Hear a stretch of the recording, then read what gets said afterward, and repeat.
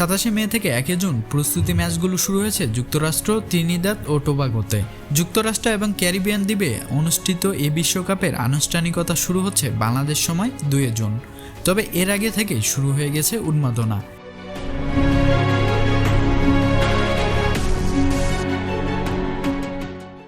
এরই মাঝে মাঠে গড়িয়েছে 2 প্রস্তুতি ম্যাচ। বিশ্বকাপের আগে দলগুলোকে প্রস্তুত হতে 2টি করে প্রস্তুতি ম্যাচ খেলার সুযোগ দিয়েছে আইসিসি।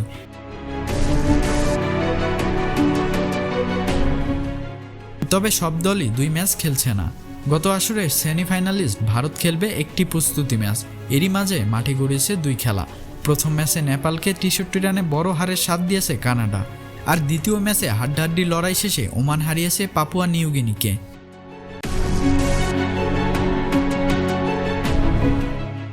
এবারের বিশ্বকাপে মোট 16টি প্রস্তুতি ম্যাচের সূচি নির্ধারণ করা হয়েছে, যার মধ্যে 2টি ম্যাচ থাকছে বাংলাদেশ।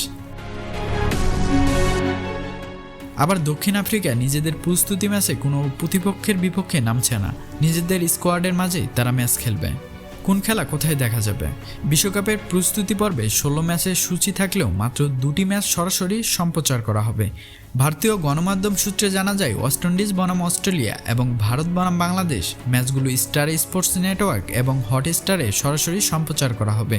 প্রস্তুতি পর্বের এই 2 ম্যাচ হটস্টারে বিনামূল্যে লাইভ স্ট্রিম দেখতে পাওয়া যাবে।